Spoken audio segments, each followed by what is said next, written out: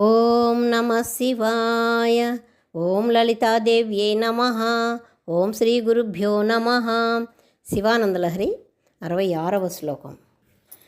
క్రీడార్థం సృజసి ప్రపంచ అఖిలం క్రీడామృగస్థే జనాం యత్కర్మాచరితం మయా చ భవత ప్రీత్యై భవత్యేవ తత్ శంభో స్వస్య కుతూహలస్య కారణం మచ్చేష్టితం నిశ్చితం తస్మాన్ మామకరక్షణం పశుపతే కర్తవ్యమేవ త్వయా. ఈ శ్లోకంలో ఆచార్యుల వారు ఈశ్వరుడికే కర్తవ్యం బోధించారు. ప్రతి భక్తుడు కూడా ముందు దేవుని కృప ఉంటేనే భగవన్నామ స్మరణ చెయ్యగలవు. అలా చేసి భగవంతుడు తనవాడే అనే భావనలోకి వచ్చి ఇంకా శాసనం చేయటం మొదలు పెడతాడు. ఈ విధంగా చెయ్యయ్యా, ఆ విధంగా చెయ్యయ్యా నాకు అని అడుగుతూ ఉంటాడు.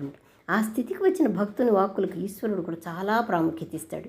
ఆ స్థితిలోనే ఆచార్యుల వారు ఈ శ్లోకం చెప్పారు. ఏమిటంటే, ఓ పశుపతి, ఓ ఈశ్వర, క్రీడార్థం సృజిసి ప్రపంచమఖిలం, నువ్వు ఆడుకోవడానికి, నీ సంతోషానికి ఈ లోకాలన్నిటినీ కూడా సృష్టిస్తున్నావు.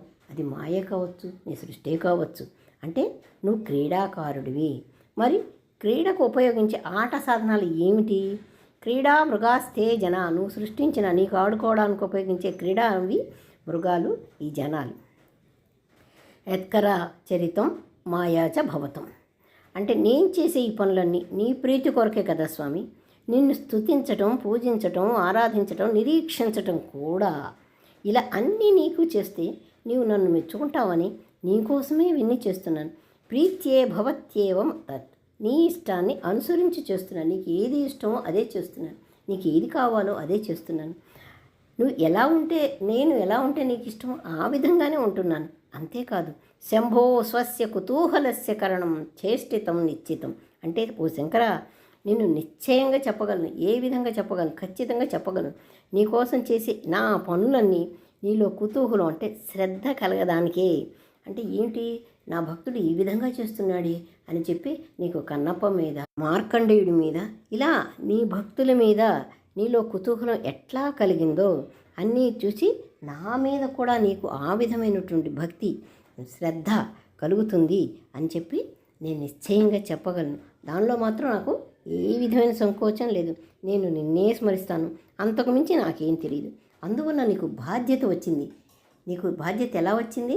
నా మీద నమ్మకం కలిగింది కాబట్టి నీకు నా మీద బాధ్యత వచ్చేసింది.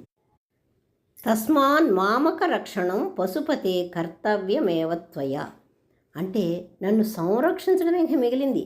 మరి నిన్ను నమ్మిన వాళ్ళని జాగ్రత్తగా చూసుకుంటావు కదా, నువ్వు కూడా నన్ను నమ్మావు కదా, ఆ విధంగా నన్ను సంరక్షించడం భగవంతునిగా నీ కర్తవ్యం.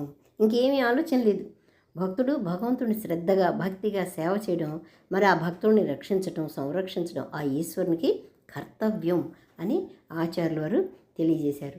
భక్తుడు ఈశ్వరుని ఏ విధంగా కొలుస్తాడో అదే విధంగా భక్తుడిని నమ్ముతాడు ఈశ్వరుడు.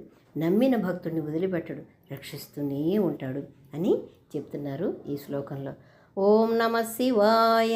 ఓం శ్రీ గురుభ్యో నమ.